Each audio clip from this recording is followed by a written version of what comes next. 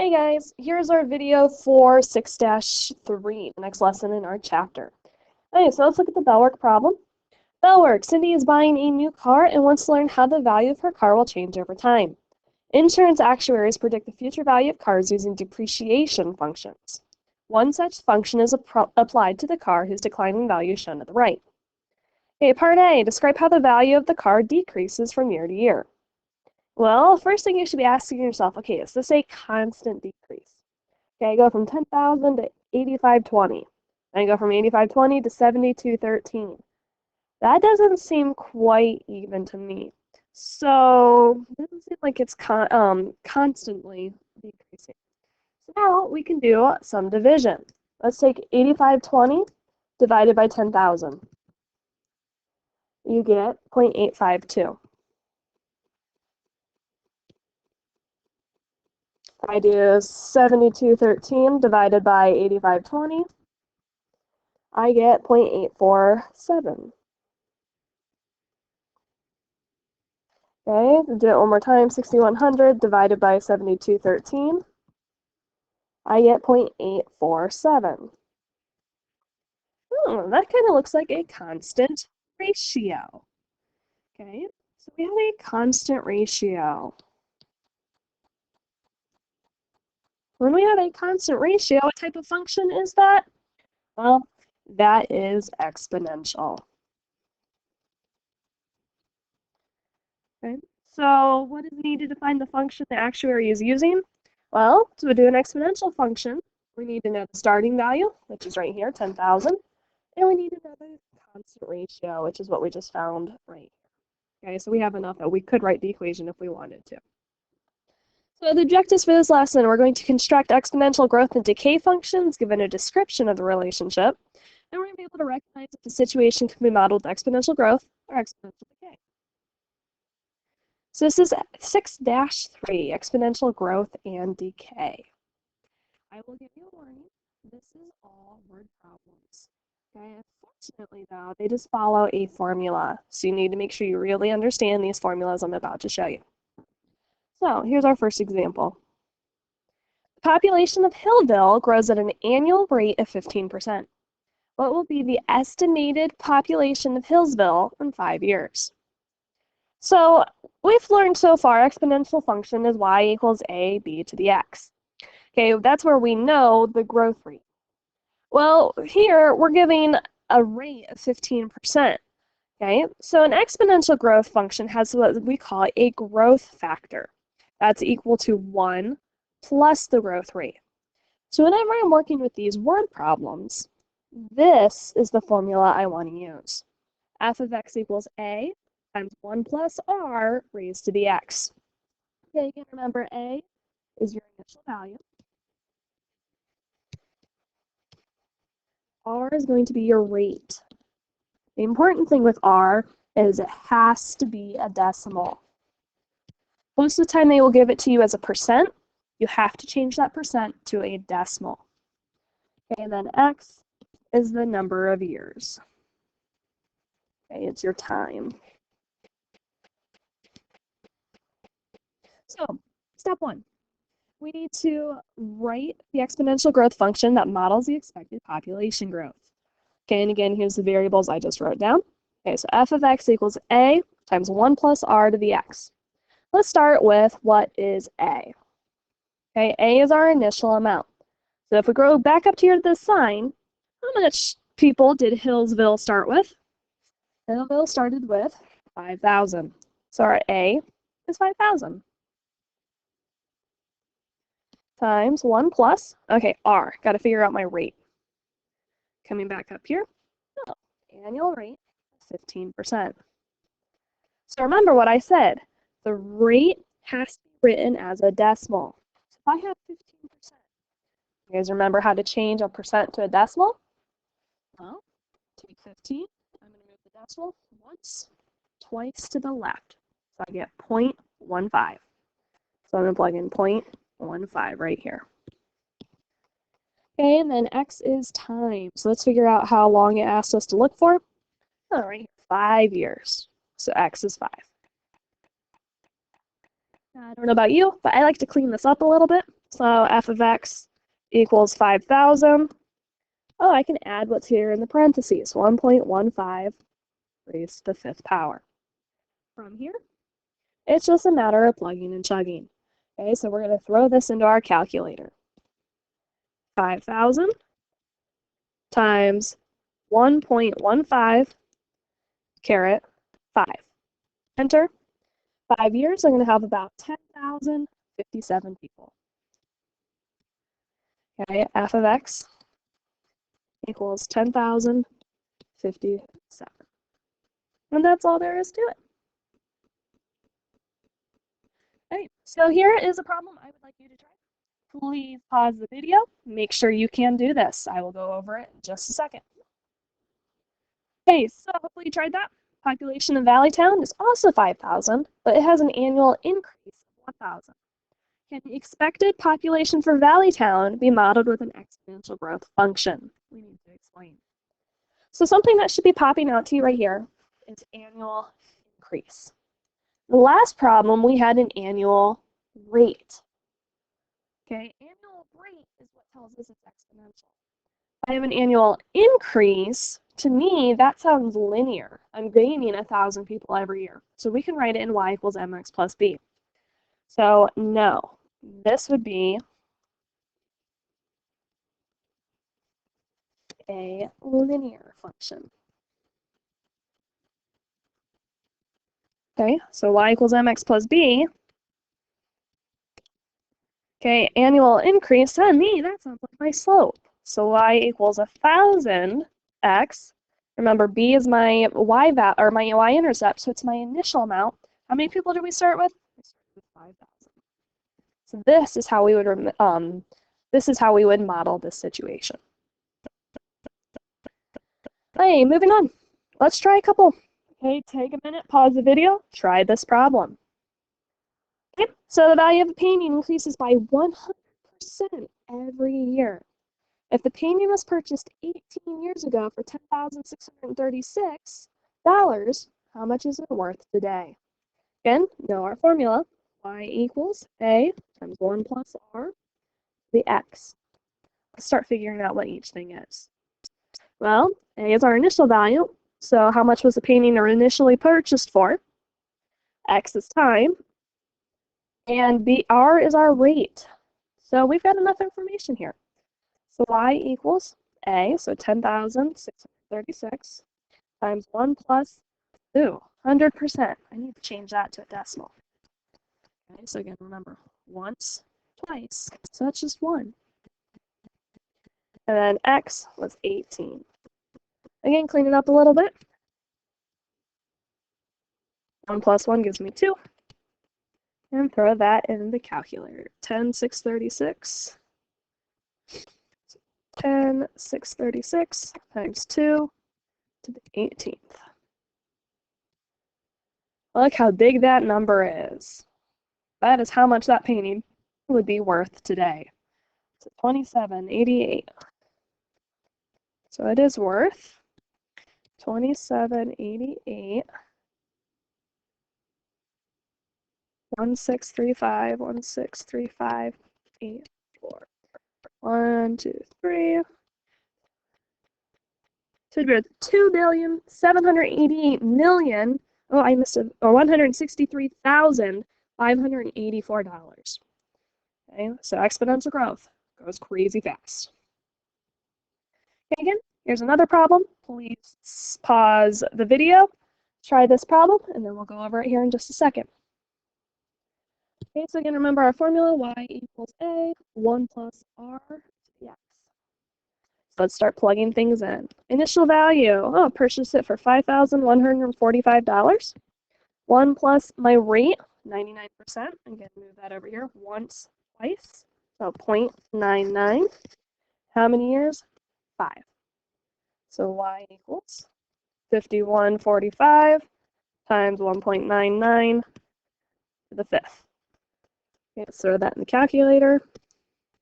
5145, 1.99, caret 5. That's worth quite a bit of money too. 160,564, 160,000. 564. Point, and this is money, so we need to round to 2 decimal places, so 0.95. So that painting that you bought for $5,145 5 years ago would be hugely better in price now. So that's exponential growth. Okay, so now we move on to interest. Okay, interest is calculated 2 ways. We have something called simple interest and compound interest. Simple interest is interest that's paid only on the principal. Okay, the principal is the amount of money you stick in the bank to begin with. Okay, so I want to get interest on the interest I earn. Okay, I get more money that way. So we like to use a formula called compound interest. Compound interest is interest that is paid both on the principal and on the interest that's already been paid. Okay, aka you get more money. Compound interest formula is an exponential growth function.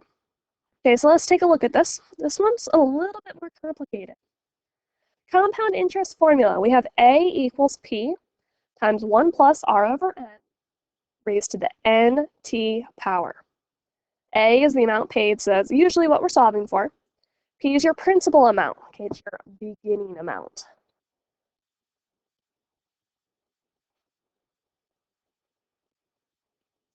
Okay, R is your rate of interest, just like it has been. It needs to be as a decimal.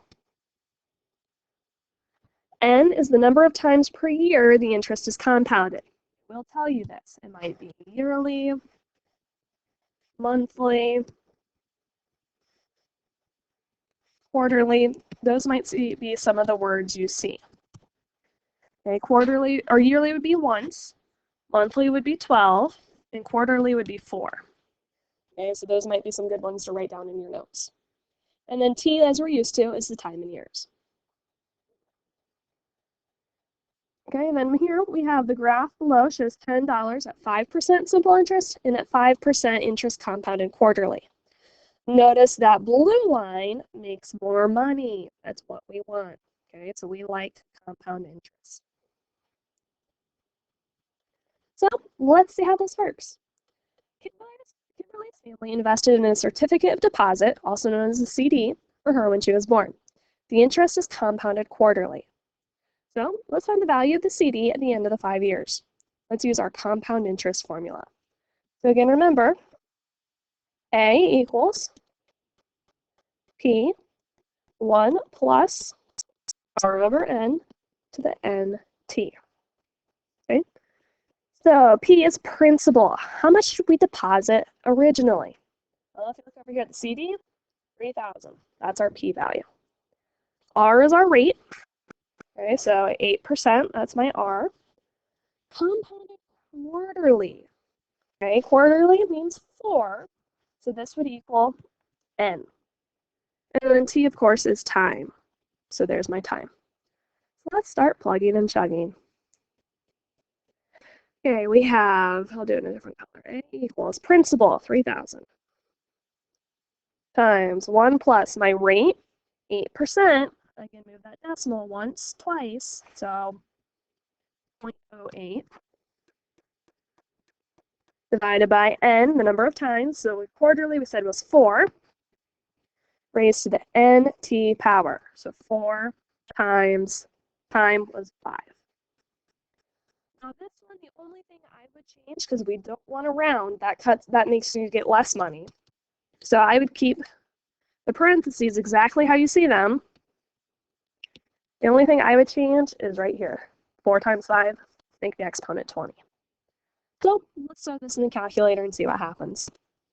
So we have 3,000 times 1 plus 0.08 divided by 4, close your parenthesis, caret 20. And the end of these 5 years, I would have $4,457.84. Okay, A equals 4457 point, I can't even remember what I just said, 84. Okay, so we like that 8% interest. In 5 years, I almost got another $1,500. Okay, so we like compound interest. Okay, try it again. This So actually, let's do this one again. Will the value of Kimberly's CD be greater after 15 years if it's compounded annually rather than quarterly? Well, let's figure this out. Annually would be 1, quarterly would be 4. So we gotta set up 2 problems here and see what happens. Let's start with annually.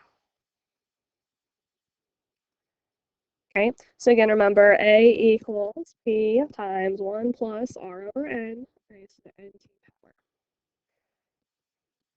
Okay, so let's plug it in. A equals, principal was 3,000 times 1 plus my rate, still 8%, so 0.08. Annually, it's just 1. Okay, in 15 years, 15 times 1. Let's throw that in the calculator. 3,000 times 1 plus 0.08 divided by 1 raised to the 15. I get $9,516.51. 9516.51. 9516.51. Okay, so that's annually. Let's check out quarterly now. Okay, quarterly. So again, principal is 3,000. 1 plus the rate still stays the same. The only thing that changes now is instead of 1, I'm changing it to quarterly. So that would become a 4. So 15 times 4 in the top. Okay. So we also know 15 times 4 is 60. So you can cross that out and make it a 60. Let's add that in the calculator. 3,000 times 1 plus 0.08 divided by 4, close your parentheses, raised to the 60th. Ooh, look at that. 98.43.9. 98.43.09. 98.43.09. So, which one would you prefer? Absolutely. Quarterly makes more money.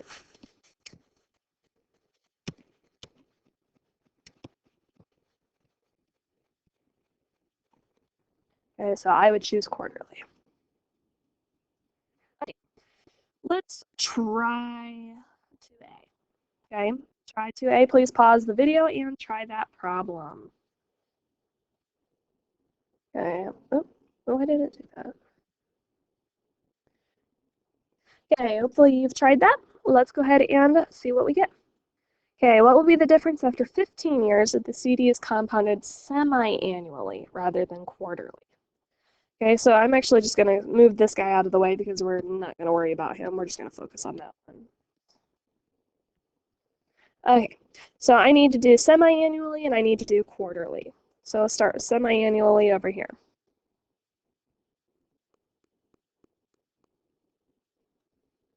Okay, so A equals, oh, 3,000 still.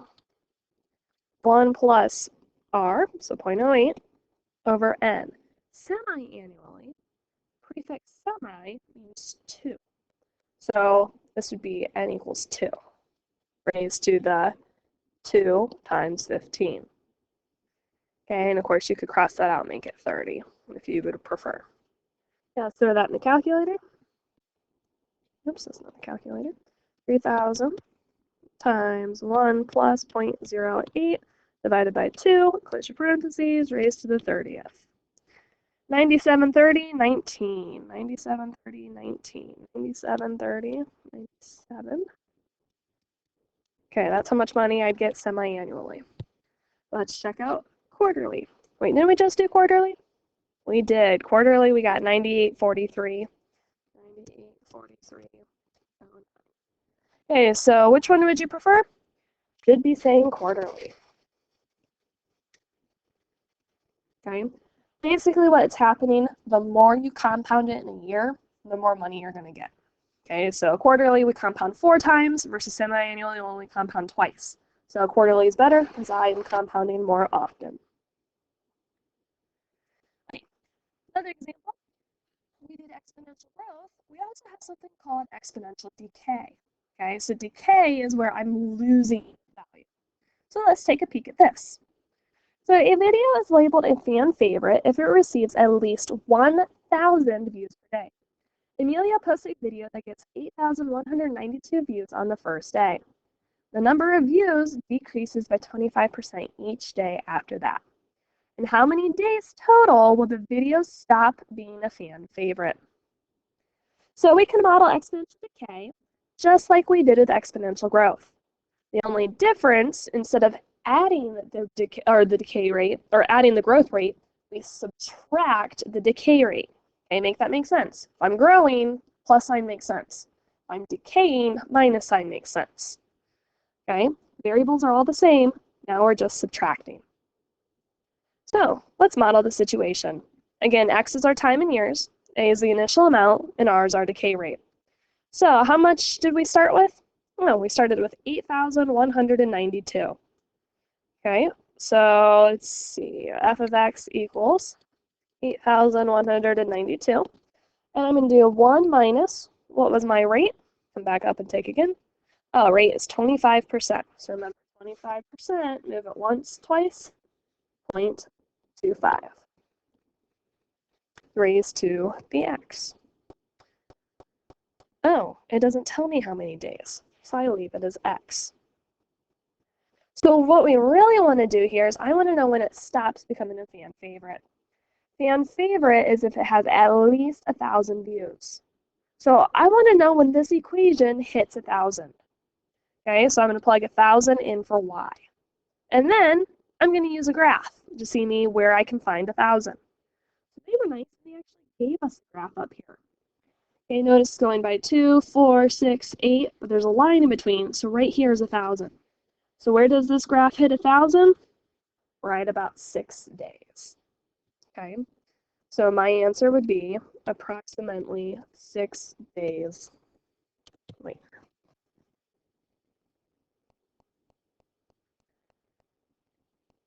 Okay, same kind of problem. I'm not going to ask you questions like this. I will be more asking you to actually find the total. Okay, so keep that in mind. It'll be more just like the growth rate. Okay, so here's an example that I'm more likely to ask you. The number of pika in a region is decreasing. How does the decrease in the pika population for years 1 to 5 compare to the population for years 6 to 10? So the first thing we need to do is write an exponential decay function to model this situation.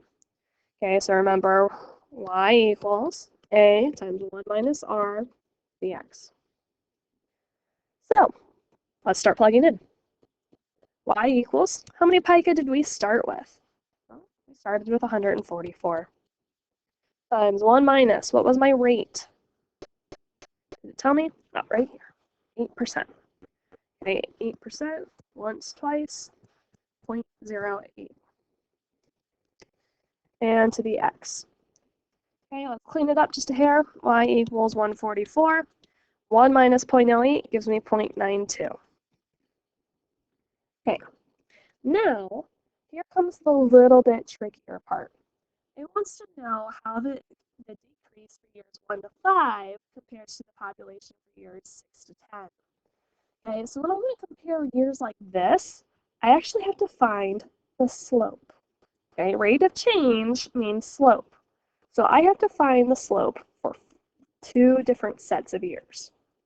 Okay, so slope formula, do we remember? M equals y2 minus y1 over x2 minus x1. So I have this formula, and I have to start plugging in to get some points. Okay, so the first set of points I'm looking at is from years 1 to 5. Okay, so if I find 1, 5. Well, 1 sounds like an x value. So let's plug that in and see what we get for 1.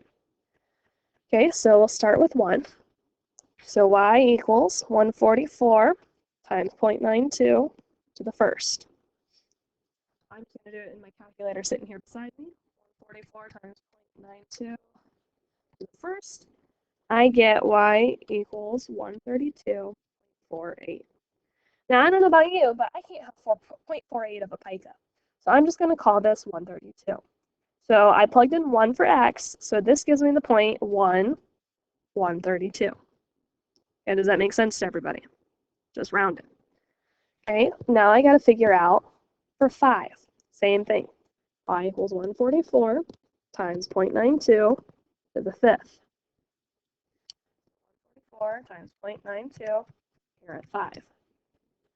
I get 94.91. Again, I'm going to round 5, and I'm just going to say that's 95 picas. So I got 2 points now. Let's find our slope. So remember, label x1, y1, x2, y2. So m equals 95 minus 132 over 5 minus 1. 95 minus 132 equals negative 37 divided by 4, which gives me negative 9.25. That's the first answer in this problem. Now, that's just years 1 to 5. We also need to look at years 6 to 10. So same process, but this time we're using 6 to 10. So again, I'm going to plug in 6. So y equals 144 times 0.92 to the sixth. 144 times 0.92 to the sixth. I get 87.32. So I get the 0.687. Now I'm going to do 10. So y equals 144 times 0.92 to the 10th. Y equals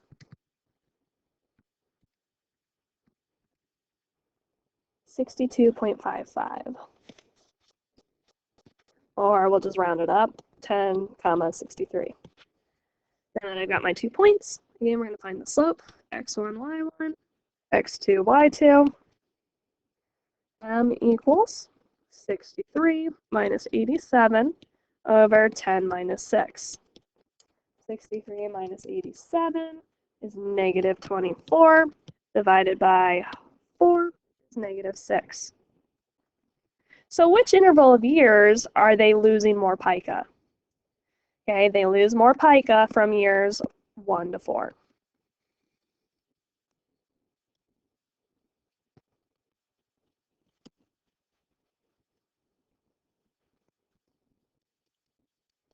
That is how that question needs to be answered. Hopefully that made sense.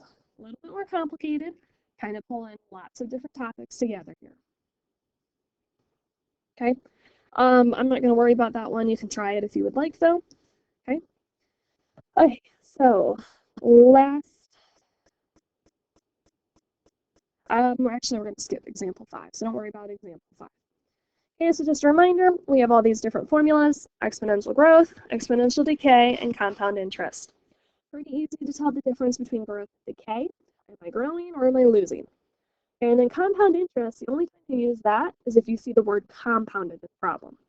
Okay, that's how you tell the difference between the 3 examples.